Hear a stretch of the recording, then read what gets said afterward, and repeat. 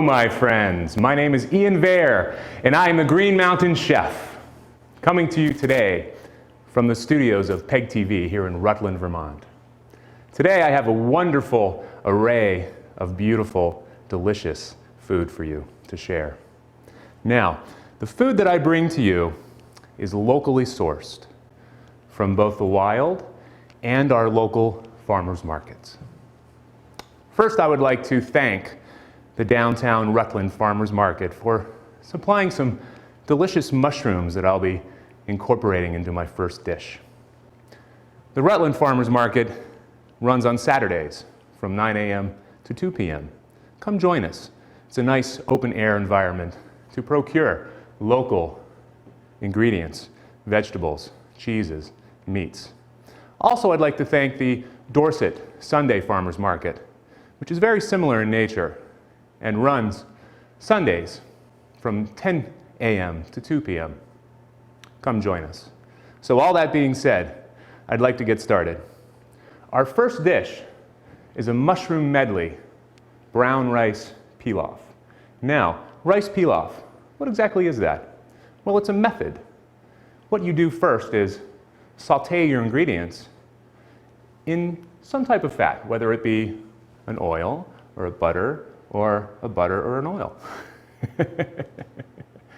Don't laugh. Hey, I'm a fun guy, okay? So today I'm going to be using avocado oil. Sometimes I like to use clarified butter, sometimes sesame oil. Sort of depends on the type of dish that I'm making. Let's see here.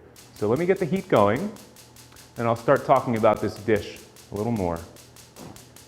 Here we go. So initially I'm starting with, and in general I use French cooking methods because I am a culinary French trained chef. And initially I'll be using the sauté method. And the definition of sauté is high heat with little fat. And again, today I'm using avocado oil, which has a high smoke point and is very low in saturated fat. Quite heart healthy. So our heat is on, high. I'm using about roughly 2 tablespoons. So, let's see what we have. I brought some wonderful mushrooms. We have a mushroom farmer who participates at the Rutland Farmers Market on Saturdays, and he donated some mushrooms to me today. So I have a lion's mane mushroom, which is both choice edible and medicinal. It's actually has a compound in it called acetylcholine, which is a neurotransmitter. A lot of people didn't know that, but it's used, and extracts from it are used for cognitive function. It's quite amazing. Beyond the health benefits for the mind, it's a delicious mushroom, and its texture, is quite similar to crab meat. Very interesting. So first, before I put the mushrooms into the hot oil, I'd like to get everything in its place. Now when you're using your knife, always keep your fingers tucked, your thumb behind your fingers, so it's very unlikely that you could cut yourself. And if you did, by chance, you might just have a nick. You wouldn't, ouch, take the end of your finger off. That's no fun. Okay, so there's our lion's mane. I have a few different styles of oyster mushrooms, and these are also locally sourced and grown. And these I'm just going to peel several petals from the oyster mushroom off here. Quite easy to do. We have some gray oysters. I'm very fond of the pink. They're beautiful, beautiful, bright pink color when they're very fresh particularly. Okay, so I have about almost 8 ounces. I'm going to throw in a few chestnut mushrooms, and with these guys I am going to chop them just a little bit. Okay, my pan is hot. My oil is nearly at the smoke point. I'm going to add these mushrooms in with a sizzle.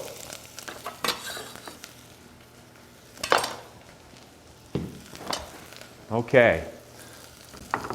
Let's get them stirred around and coated in fat. Again, using avocado oil, a heart-healthy fat. Okay, now while that's going, I'm going to demonstrate breaking down an onion. I'm using a locally sourced organic red onion. So, quite easy. Again, keeping your fingertips tucked, I'm going to take the top side of the onion off. I'm going to cut the onion in half and remove the skin. From there, this is interesting, folks. From there, we're going to cut, keeping your fingers on the top, right through, almost to the end. So if you look at it with a knife, check that out. Okay? One more slice. Okay? And then we go back across the top, not quite all the way through. And then one more time. Look at this. Nearly a perfect dice. It's beautiful. So our mushrooms are looking, they're slightly browned. It's always good to cook your mushrooms, folks. Believe it or not, even cultivated mushrooms have some small levels of toxicity, which for some people can cause a little bit of gastric upset. So we don't want that today. All right, the onions are sauteing nicely. Now I have some garlic. Now this garlic is also organic and locally sourced, slightly different from what you find in the store, okay? A bit more fibrous, definitely more fresh. I'm going to take the top of this off. Please be sure that you have a nice sharp knife. Now some of you might be afraid of that, say, a sharp knife, I'm going to cut myself. Well, in culinary school they teach us that, I'm trying to think the exact saying, the most dangerous knife in the kitchen is the dullest. That's saying something. So I've cut the top off. Now, I'm going to break this open. I want 2 cloves here. All right. Now this is not quite as easy as your standard garlic. So I've opened this up. I'm going to press down on it a bit, sort of crush it, okay? And that's going to make it easier for me to get this final peel off the outside. It almost looks like a red onion from the looks of it here. So take it out of the hull. Remember, I just slightly crushed it, and that enabled me to pull that entire hull off. Okay, I'm going to slice that across. Same with the other piece. Before I go any further, I'm going to stir my peel off again, caramelizing nicely, nice and brown. Great flavor, folks. Okay, back to the garlic. I'm just going to slice this over a few times. Now I'm adding the garlic last because I don't want to burn it. I just barely want to sweat the garlic. Just barely want to cook it for, say, 30 seconds. Okay, so the last thing I'm going to add is my garlic. Sometimes I need to add a little more fat to it, but not today. We've got just enough oil in that. We're going to let that cook about 15 or 20 more seconds. Now, for this recipe, I'm using 1 cup of organic, locally sourced, from the local co-op actually, brown rice. Now brown rice is superior to white rice because it contains the hull, and the fiber in which is in that, it actually sort of combats the simple carbohydrates. So a good whole grain to incorporate with the entire meal. Okay, we look beautiful here. We're going to add the rice right in. Now remember, this is what makes it a peel-off, because we're coating the rice in the fat that's in the pan. Okay, give that a nice coat. I'm going to add, to taste, just a skosh of black pepper here. That's probably a 1/16 of a teaspoon, not much. Salt-wise, maybe a half a teaspoon, maybe. Okay, I like to undersalt rather than try to get it just right, because you can always add, but you certainly can't take away. Now, the ratio for rice, 1 cup of rice to 2.5 cups of water or stock. I'm using water today, so that's going to go right in. As soon as that comes to a boil, or a simmer, excuse me, then we're going to put a lid on it. We're going to put a timer on for 40 minutes, and then it's done. Now, sometimes the rice needs a little bit more time than 40 minutes, so I usually set it, it's about 5 to 10 minutes early. I can check on it. If it needs more time, set another timer. If not, it's ready. Wonderful. Okay, so we're at a simmer. I'm going to cover this up. Put it over here on low. I've got a timer here for 40 minutes, and we're going to move on to the next dish. This one is quite nice.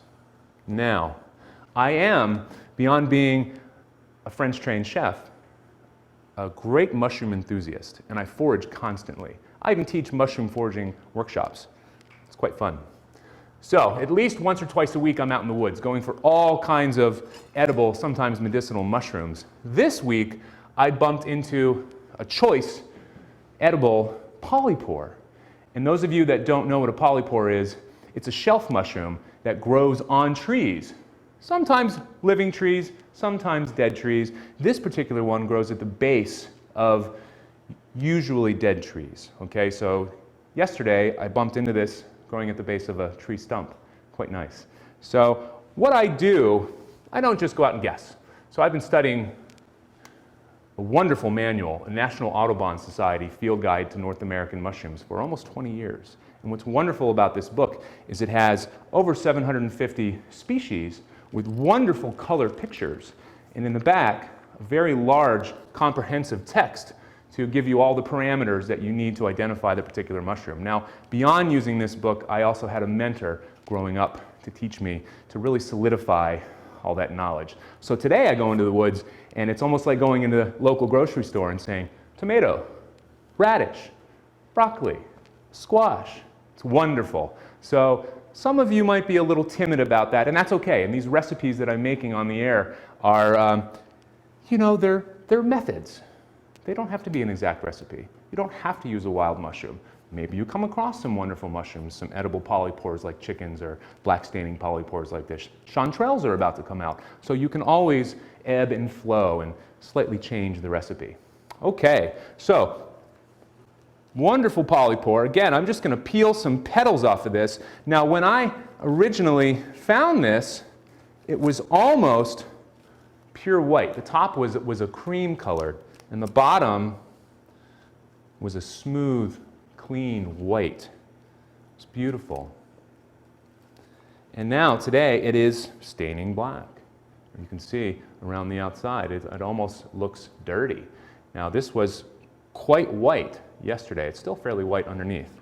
So, wild mushrooms. Just like store-bought mushrooms or cultivated mushrooms, they all contain some levels of toxicity. Not going to kill you, not going to send you to the stars, but tentatively, potentially, could give you a bellyache. So we cook them. And what happens when we cook them is we're removing the toxins, okay? So I've broken these petals up. I'm going to slice them up a bit. Always keeping those fingers tucked, folks. Keep that thumb behind your fingers, okay? It's a guide, okay? It's almost impossible to cut yourself as long as you're using safety, good solid knife skills. I can't remember the last time I actually even nicked my finger in the kitchen. To be honest, I think the last time I cut myself, I had a knife lying on the cutting board and I unconsciously bumped into it. I wasn't even using it to cut something. Okay, so let's see here. We have about a cup of mushrooms going into this. Now again, I'm using my avocado oil. I'm sauteing, high heat, little fat, high smoke point around 500 degrees. Okay, nice hot pan, sizzles when I drop it in there. Now if your pan isn't hot enough and it doesn't sizzle, what happens is your food can become saturated with oil. Soggy, oily, okay? Now this, in fact, is one of the standard 7 French cooking methods, and there are 7. And some of you might say, well, you know, it's, now excuse me, I need to rewind. There are 12 methods. This is one of the 7 dry methods. So some of you might say, well, he's using oil, it's not dry. There's no water. So there's 4 other methods using water, okay? And we'll get into those. Now, one of them we're actually using with the pilaf, a simmer. Quite interesting. Stay tuned and we'll talk much more about French cooking methods. 12 altogether. Remember, 7 dry, 4 wet. There is a combination method also. It's called braise. And you start with the dry and you finish with the wet. That's for another show. So these mushrooms look quite nice. They're starting to brown. You could say caramelize. We get some nice flavor when we're doing that. Okay, I'm going to let them keep going. Now, at the farmer's market, I picked up some beautiful yellow summer squash and zucchini. Now, what I'm going to do with these, simply take off the tops and the bottoms, cut them right in half, okay? Now try, folks, if you can, to have these cuts be as uniform and even as possible so that they cook at the same rate. Now, you might ask, why did I put the mushrooms in first? I want them to cook thoroughly. That's why. Okay? Now, zucchini and squash cook at about the same rate. So I'm going to put all of them in at the same time.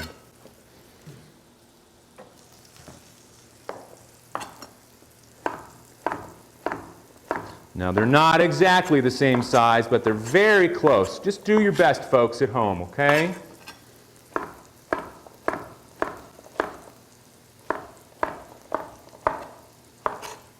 All right. Looks good. Our heat is nice and high. Our mushrooms are turning brown and caramelized. So now, I'm going to get this squash right in here. Okay? Get it nicely coated. Okay? Now you don't have to flip it at home. We don't want to make a mess. In the haste of things, I like to use my former restaurant skills as a sauté cook. All right. So, high heat. We're going to continue with that. Now, what else? Okay, we still have the other half of the onion that we prepped with earlier. So I'm going to use that. So far we have about a cup of the black staining polypore mushrooms, and remember you can sub that for store-bought mushrooms or farmer's market bought mushrooms. I have turned out to about 3 cups worth of squash, okay, about 1.5 pounds. Half of an onion here. Again, I'm going to cut most of the way through, keeping my fingers on top, okay, the knife blade level. Not quite all the way through, but almost. Now we come back over. Don't cut all the way through, but across. And now we're going to cross section through the top. And look how you get a nice, uniform dice. Okay? Lovely. Let's see here. Oh yeah, we're starting to brown. All right, not quite ready for the onions there, so I'm going to prep the garlic. Remember, fresh garlic. For those of you that are just tuning in, we have a mushroom medley rice pilaf working right now on the side burner. In the sauté pan, we have what I'm calling a blue cheese crusted wild mushroom, zucchini, and squash casserole. And we're sort of in the middle of that as we speak. So the mushrooms and the zucchini and squash are cooking in the sauté pan first before we go into the oven. We're about to add the red onions. I have some nice fresh garlic from the local farmer's market. Now, I've removed the hull mostly, but I still have a little more flesh on there that I need to remove. So I'm just slightly depressing that with my hand. Not too hard. I don't want to completely smush it, but what that does is sort of unlocks that last piece there. See how nice and clean that is?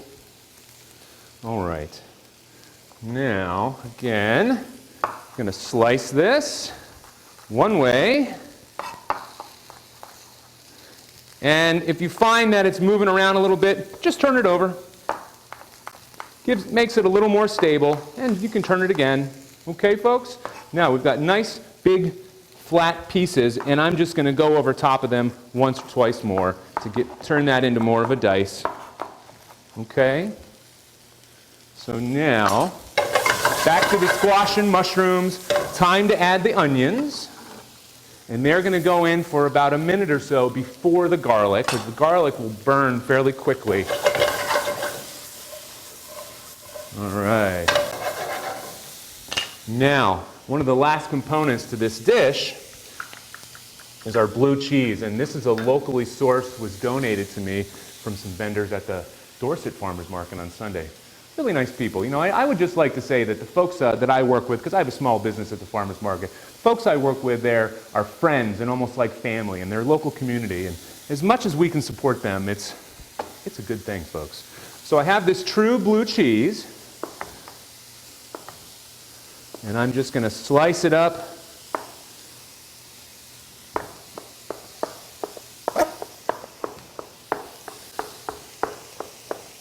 All right, my onions are looking good, starting to brown. I'm going to go into the pan with my garlic, and for this batch, it looks like I need just a little more oil. Using avocado oil, everyone, remember? Nice, heart-healthy oil. I just barely want to sweat this, okay? I don't even want to brown it. 10 to 15 seconds, okay? Now, what's going to happen next is I'm going to toss it all together, turn off my heat, to taste some black pepper, some kosher salt. Now remember that blue cheese has a fairly high sodium content, so I don't need to overdo it on the salt, folks, okay? Now all this is going to go into a casserole dish.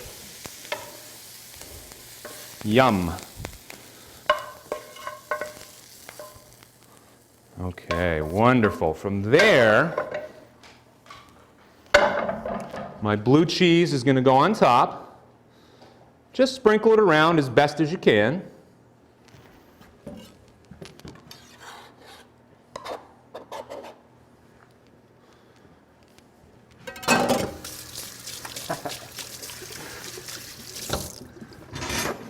Lot to do in only 30 minutes. Okay, so we're close. Now, the last thing I did, and I already went through this process, I sourced some local bread, some crusty Italian from one of the bakers at the farmer's market, and I diced that up and I let it cook for about 20 minutes in a 300-degree oven. And then in my food processor, I turned it into some nice breadcrumbs. Now I'm putting on about a half of a cup of breadcrumbs and directly into a 350-degree oven. 50 minutes to an hour is good. So why don't you set your timers to 50 minutes and then check on it. We're looking for a nice golden brown. Now remember, we've obviously nearly completely cooked all the ingredients that are in it. So mostly we want to get a wonderful texture and crisp to that casserole. Okay, lastly, I have a seared chicken breast and I'm topping with fresh lemon and a winter thyme. Now the thyme was lovely. There's a few vendors at the farmer's market locally that sell fresh herbs that you can pick up and plant in your garden, that you can use at home for cooking like I'm doing right now. Quite nice. Okay, so this is about a 5 to 6 ounce chicken breast, and I'm using, what did I bring today? Coconut flour. All right, so it's a low carb option. Just something a little different. You can, folks, you can definitely use an all-purpose flour if you like. But I thought this would be a fun option, gluten-free. All right, we just want to get that nicely coated. All right, going into a hot pan. About a tablespoon of avocado oil is going to be good.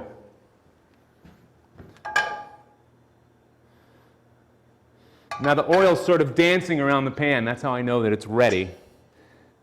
We should have a nice sizzle when we go in.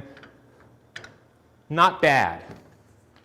In the essence of time, I had to go a little faster here, but we're beginning to sizzle there.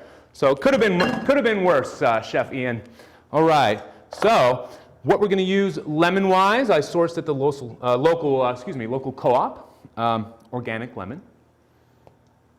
I'm going to use a few sprigs of this winter thyme.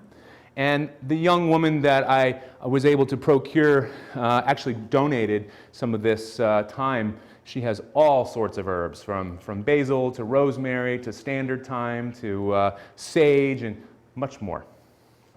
So what I'm going to do here is take a few of these guys and just peel it off the stem. There's a little bit of light stem in there, not a big deal.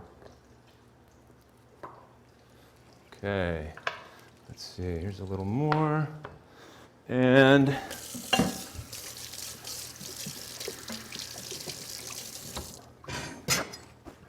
okay.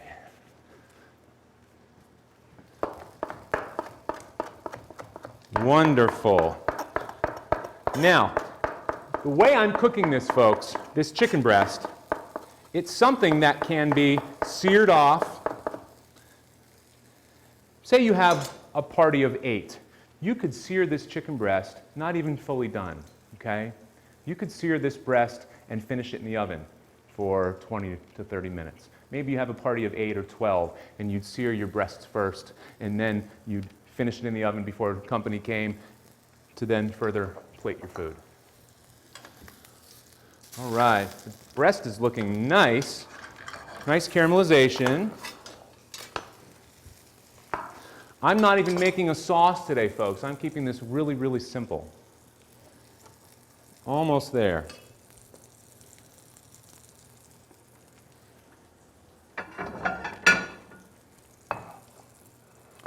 Now, we're almost finished, folks. I'm going to work a little bit of TV magic, okay? It is impossible to get all of these dishes done, completed within 30 minutes and demonstrate them on the show. So I do have some that are already prepared. So I'm going to work some TV magic. And our casserole is done. Let's check it out.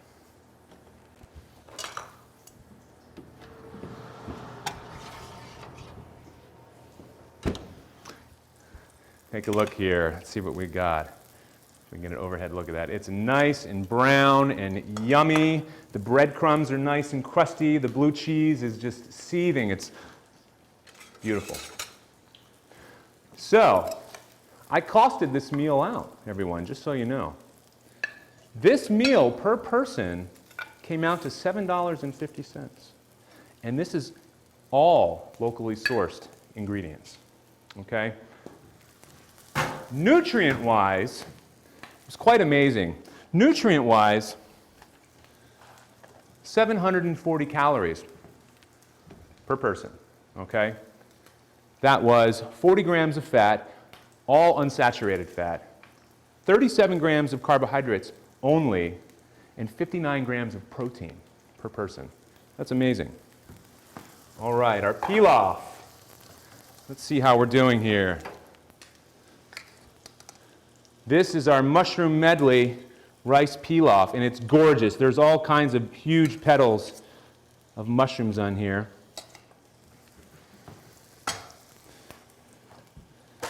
Lastly, we have our chicken breast, and in the essence of time, so this isn't quite finished, and I'll finish it in the oven after so we can eat it. But our chicken breast goes on top, little squeeze of lemon, some fresh thyme, and we even have a nice garnish to go on the plate, folks. A lemon wedge, a thyme sprig. It's beautiful. So, what do we think? I thought it came out well. Within 30 minutes, we got all this done on the plate. So we'll be supplying this recipe on the website of PEG TV. This show will also be on other networks. In the future, when my YouTube channel is public, you will also be able to source this on the channel there. You can find me at the Farmers Market in Rutland, and I do some volunteer work around town. So if you bump into me and you have questions about food or what I'm doing or mushrooms, please feel free to approach me. Okay, so enjoy this. Our seared chicken with lemon thyme, our mushroom medley rice pilaf, and our blue cheese crusted wild mushroom zucchini and squash casserole. Chef Ian Vare, come see me again, the Green Mountain Chef. Thanks everyone for watching. Have a great day.